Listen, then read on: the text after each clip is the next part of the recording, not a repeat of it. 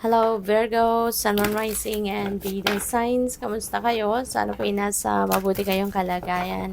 Welcome back po sa Star Tarot. Kung bago kayo dito, welcome din po kayo. Please subscribe, like, share my videos, and leave me a comment kung naka-resonate po kayo. Thank you! Tingnan natin ang mga messages ni Virgo. First message po ninyo, Three of Pentacles. So, napakaganda nito. Kasi ang iba sa inyo rito, this is a time for climbing the ladder of success. You know, paakyat na kayo sa pagtagumpay sa kung ano man ang mga ginagawa ninyo. No? Po pwedeng sa trabaho yan, career ninyo, 'di ba? Negosyo ninyo, yung ganon.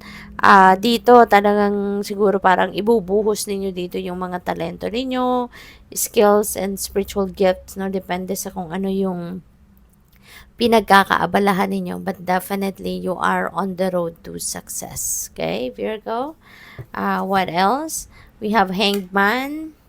Meron ditong time, no, na parang magkakaroon ka ng stagnation, no? Pwedeng merong pagtigil sa mga pinagkakaabalahan mo. Pwedeng merong mga delays, no, na mangyari sa mga pinagkakaabalahan ninyo. And that is the way of the universe, you know, to give you time para kayo ay makapagpahinga. Kasi maaring marami kayong laging ginagawa. Maybe you've been always busy, tapos maaring wala kayong enough time, no, to take care of yourself. Kaya pwedeng babawasan muna ng universe ang oras mo doon sa kung anong pinagkakaabalahan mo in order for you to look after yourself muna. Okay? Yung ganon. So, what else? But don't worry kasi things will start to move again, 'di ba? After na siguro na makapagpahinga ka, ma-realize mo na yung mga nangyayari sa buhay mo, magkaroon ka lang muna ng parang reset, no, sa sarili mo. And things are going to start moving again. We have Queen of Swords. Ayan. So, maaari ng iba sa inyo rito is going to be tawag dito, magpapakatotoo na. No? There is going to be some truth dito na, alam mo yon, isasabuhay mo na. 'Di ba? Kung ano yung truth mo, ano yung, kung sino yung totoong ikaw, maaring ngayon, ilalabas mo na yan. You're going to be honest. You're going to be authentic na sa ngayon. Ano? Kasi po pwedeng dati, hindi. Kasi maybe you are a people pleaser, maybe you are prioritizing, no, kung ano yung uh, papaano mo tawag dito, papaano mo ma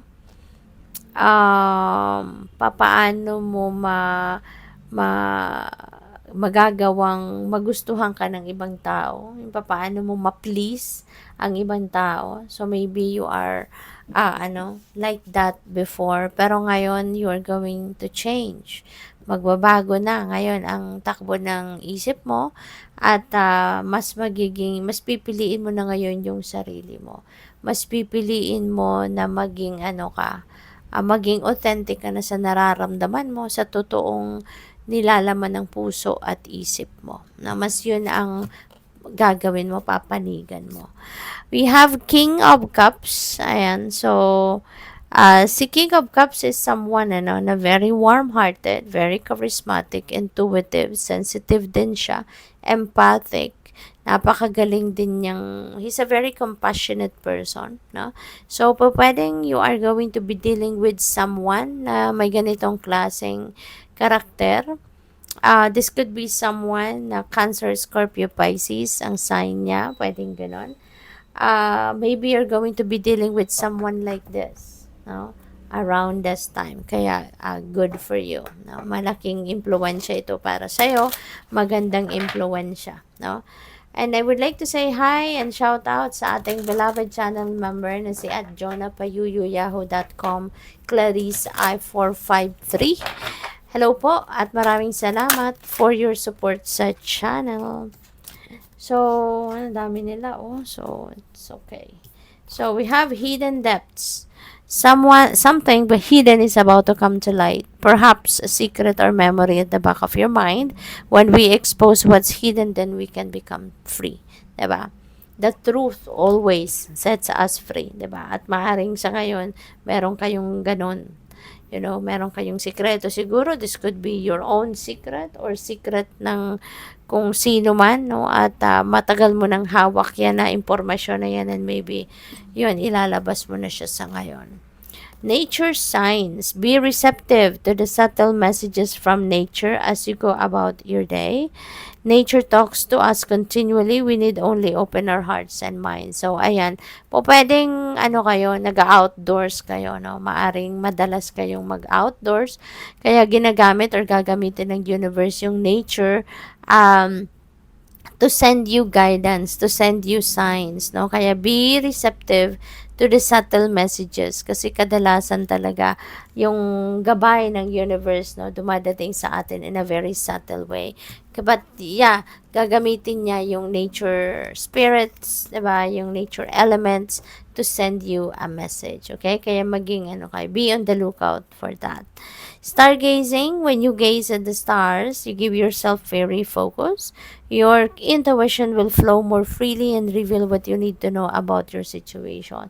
So, mag-stargazing kayo. Give it a try if you haven't done this before. Alam mo, iba yung magic, no? This is a very magical moment na may experience din you when you are gazing, no, sa stars, sa moon, yung ganon. Iba. Parang ang veil between you and the spirit realm becomes very, very thin, no? Iba yung pakiramdam. Subukan nyo po kung hindi nyo pa nasusubukan. And, this could, parang meditation, no? Parang magiging meditation ang dating nito sa'yo. Na kahit nakadilat kayo, nakatingin kayo sa sky, at nakikipag-usap kayo sa moon or sa stars, nako, mararamdaman ninyo napakagaan ng pakiramdam after that. No? After a while, parang ang lapit-lapit mo sa universe, parang ang lapit-lapit mo sa Panginoon. And maybe you're going to be picking up the messages dyan quickly, kung ano man ang guidance niya para sa'yo. Believe in magic, open your eyes and see the magic that's all around in nature. The fairy of the northern lights says you are part of nature, so you are magical too. Okay? So, believe in magic. Kasi lahat naman, 'di ba? Parang super magical. Minsan meron tayong mga siguro kayo baka na-experience din niyo 'yan kasi I always do. So, I don't know sa'yo kung nakapag-experience ka na noon na parang lahat na lang, no, ng nangyayari sa paligid mo, parang marirealize mo na, oo nga, no, it's very magical. Kasi maraming bagay ang nangyayari sa paligid natin or sa buhay natin mismo na hindi natin mahanapan ng rason, hindi natin mahanapan ng justification or dahilan. Bakit ito nangyayari sa akin? 'Di ba? Yung mga ganun. And, it's all about magic. 'Di ba? The universe is bringing us experiences, 'di ba, na hindi natin yan nakukuha sa school, hindi natin yan natututunan somewhere, hindi natin na-experience somewhere, 'di ba? Or through other people. It's really very unique na mga experiences ang kadalasan nangyayari sa atin. At kadalasan din, hinahanapan natin ng rason, hinahanapan natin ng explanation, no? But maraming bagay ang nangyayari sa buhay natin na hindi na natin kailangang hanapan ng rason. Let's just believe, no, na yan ay bigay sa atin, yan ay inaalay sa atin ng universe, and that is part of our soul's journey, that is part of our life's journey. Let's just embrace it, no, without questioning it. Let's just embrace it without looking for explanation, no? Kasi lahat, no, nangyayari is very magical. Inner child, The fairies of playfulness remind you to make time to embrace your inner child. Playing keeps us young at heart. Do something silly and fun, but stay safe. Baka kailangan na ninyo din ito. Matagal ng panahon, no? Na siguro hindi ninyo man lang na i-embrace yung inner child ninyo because na ano na kayo, na balot na kayo ng inyong mga obligasyon at responsibilidad sa buhay, trabaho, ganun. So, ngayon, be playful. Okay? Be playful. Bigyan mo ng break din, no? Yung sarili mo. So, we have healing. Now is the time for you to give or receive healing. Everyone has a natural ability to heal others. Yes, even you. So, maaari, then Virgo na, baka you're a healer. Diba? Maaring ikaw ay healer or baka ikaw ay nangangailangan ng healing energy. So, regardless kung ano man, that is coming towards you. God bless you. Thank you for watching. Love and light. Namaste.